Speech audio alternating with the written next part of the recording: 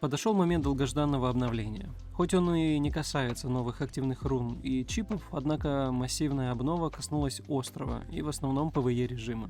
Для всех, кто играл соло или дуо в Курпанг, теперь есть соответствующий режим на острове.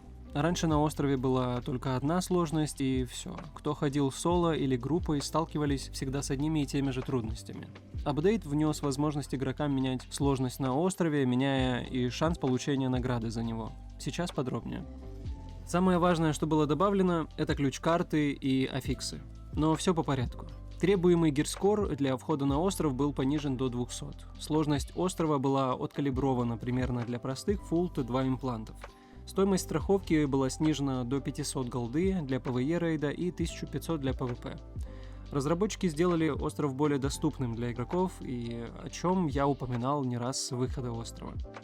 Теперь о ключ-картах и аффиксах. Были добавлены 3 тира ключ-карт. Первый тир с 1 левела по 4, второй тир с 5 по 8, третий тир с 9 по 12 левел. Аффиксы — это дополнительные сложности во время рейда. Это могут быть заклинания против игроков, больше урона от моба и так далее. Что значит уровни, что они дают и чем отличаются от тиры? Возьмем в пример Т1 ключ первого уровня. Он будет содержать в себе один основной аффикс, это может быть один из 4 представленных. ХП монстра увеличено на 30%, ХП босса увеличено на 30%, урон мобов увеличен на 30% или урон боссов выше на 30%. Каждый следующий тир карты будет добавлять +1 основной аффикс рандомно к существующему. Эти карты можно также апгрейдить китами, как и все остальные вещи. Апгрейднутые дают процент дропа выше. Каждый следующий левел карты повышает дроп шанс на 20% и на 30% за каждый второстепенный аффикс. При апгрейде на ключ-карте появляются второстепенные аффиксы. На обычной карте нет доп. Аффиксов. Каждый следующий апгрейд и добавляет +1 аффикс. То есть на фиол ключе будет 3 доп. Аффикса. Теперь пройдемся по этим аффиксам, чтобы вы понимали, чего ожидать.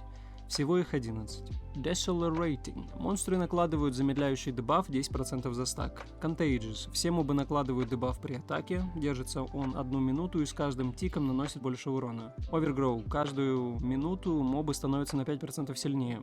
Corrupted Sludge. Мертвые мобы оставляют после себя лужу, наносят 20% от макс хп за секунду в течение 4 секунд. Empowering. Когда мобы дохнут, они делают соседних мобов сильнее на 20%. Эрозив. При смерти моб накладывает на игрока дебаф, наносящий 5% от макс хп за тик. Очень сильная штука, пока невозможно как будто с ней играть, учитывая, как много иногда приходится убивать мобов. Стаки не слезут, будет нерф вероятнее всего. Raging. Ниже 30% хп монстры наносят на 35% больше дэмэджа и игнорят весь контроль. Combustible. При смерти мобы взрываются через 3 секунды в радиусе 5 метров и накладывают дот. Aimed. Когда моб умирает, наносит игроку урон, равный 60% его макс хп, если он дальше, чем 5 метров. Метеорит. Во время боя есть шанс поймать метеорит головой. Урон 80% от максимального хп.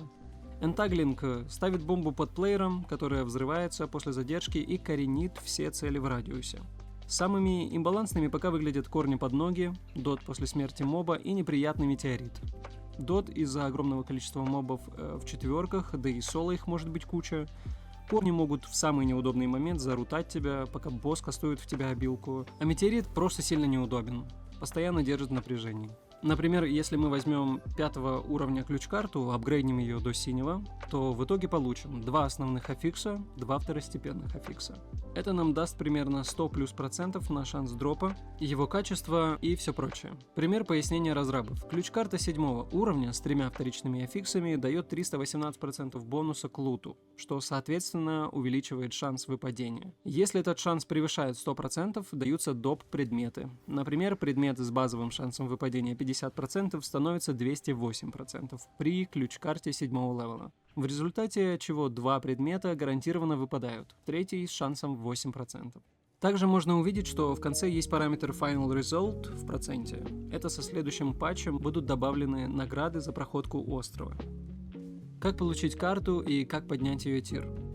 Карту вы получаете за первый проход острова. Когда выходите, получаете сундук, в нем карта 1 уровня. Ее используете при поиске следующего данжа и при успешном выходе получаете использованную карту и карту следующего уровня, то есть 2. И таким образом апгрейдите себе карту до 12. В этом апдейте также изменили количество боссов в Open World. Теперь их меньше, и расположены они на аренах, на которых теперь их убивать легче, и легче людям за них драться. О, хоули, да, такого реально не было. Оули, мы сейчас прям туда едем. Ну, конечно, аренка выглядит прикольно, но тут ничего нет. Были также многие изменения баланса по легионеру, его генерации агрессии, нерфы лучника, шамана и апгрейд роги. В PvP локах помечены как King's Battleground. Теперь при добыче ресурса у вас 6 итераций вместо 3. Это гораздо больше ресурсов. Хотя оно и помечено, что можно добывать только в красных зонах King's Battleground. Но на самом деле можно добывать и в желтых зонах, которые под контролем короля. Приятные изменения интерфейса. Теперь в окне поиска данжа информации больше. Игрока предупреждают, что он потеряет все при смерти без страховки. Также при наведении на таймер можно увидеть, какая ключ-карта в данный момент используется. Я с уверенностью могу сказать, что данная обнова сильно забустила интерес к игре у людей. Варианты с ключ-картами разыграли соревновательный интерес игроков, которые с радостью теперь будут ставить себе челленджи. Порог вхождения и прокачки стал легче, и люди, не знающие, что им делать в одиночку на 20 уровне, кроме как ждать пати на боссов, теперь могут ходить на остров, фармить и крафтить с интересом себе импланты, бросать себе испытания и ощущать, наконец, прогресс своего персонажа. Охотиться за конкретными боссами на острове, пытаясь выбить конкретный рецепт на оружие или имплант. Те, кто говорят, что остров стал изичный и ни о чем, пожалуйста.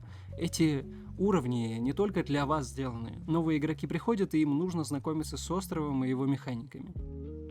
Обнова легенда. Есть некоторые проблемы, которые нужно забалансить в этой обнове. Кое-какие моменты выглядят слегка неиграбельными, но время покажет, что должно быть исправлено или убрано.